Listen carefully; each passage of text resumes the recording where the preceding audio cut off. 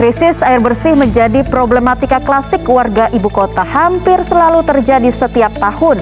Kasus kekurangan air bersih dan juga minimnya pasokan air minum dialami oleh sejumlah permukiman warga. Di Indonesia, masih banyak wilayah yang belum mendapatkan akses ke sumber air bersih. Begitu juga di SMA Negeri 1 Indralaya Utara. Banyak sekali faktor yang mempengaruhi kualitas air, mulai dari faktor alam seperti keadaan tanah dan batuan yang ada di sekitar sumber air, maupun aktivitas manusia seperti membuang sampah sembarangan.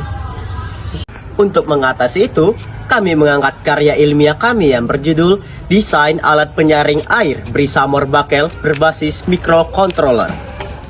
Saya Andika Novalisya Putra dan rekan saya Muhammad Arif dari sekolah SMA Negeri 1 Indralaya Utara, Kabupaten Oganilir, Provinsi Sumatera Selatan akan memaparkan hasil penelitian kami secara lebih detail. Indralaya Utara.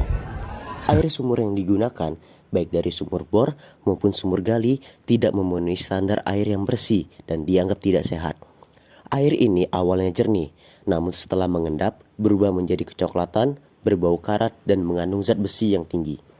Kandungan zat besi yang tinggi ini berpotensi membahayakan kesehatan warga sekolah, terutama siswa yang tinggal di asrama, dan bahkan airnya tidak layak untuk dikonsumsi. Untuk mengatasi masalah ini, dirancang sebuah alat penyaring air berbasis microcontroller dengan media filter briket organik batok kelapa. Cara kerjanya cukup sederhana. Air disaring dengan mengalirkan melalui lapisan kerikil, pasir, dan arang. Kotoran termasuk logam besi akan terserap oleh arang. Metode ini dipilih karena lebih sederhana dan briket batok kelapa dapat digunakan berulang kali. Metode ini dipilih karena lebih sederhana dan briket batok kelapa dapat digunakan berulang kali.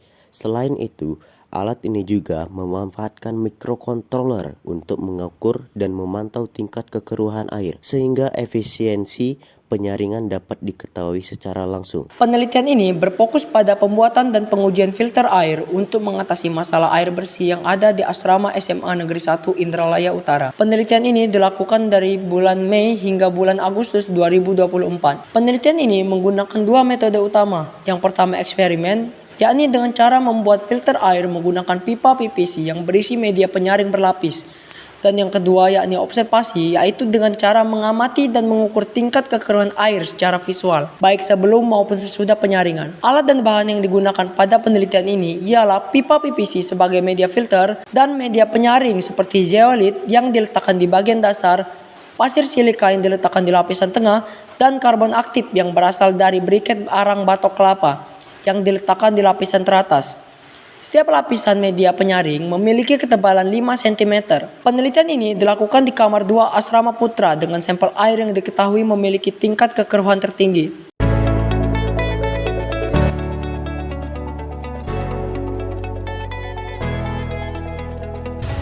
Adapun hasil perbandingan tingkat kejernihan penyaringannya yang diperoleh dapat dilihat pada gambar berikut ini.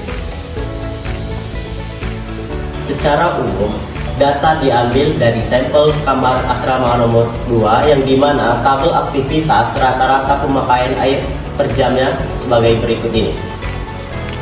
Dengan desain alat penyaring air yang memanfaatkan briket organik dari batok kelapa dalam memfilter tingkat kekeruhan air melalui kombinasi teknologi yang menggunakan internet optik berbasis Android ini, terbukti dapat membantu menyelesaikan permasalahan air bersih yang dihadapi para siswa yang tinggal di asrama SMA Negeri 1 Indralaya Utara. Yang dimana perbandingan efisiensi penggunaan air ini dapat dilihat melalui diagram berikut.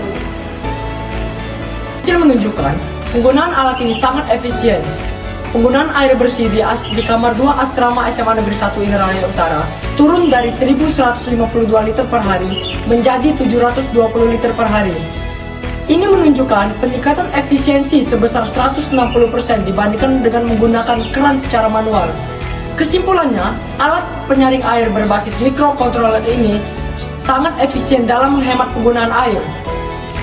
Maka dari itu, diharapkan agar alat ini dapat digunakan dan dikembangkan dalam skala yang lebih besar.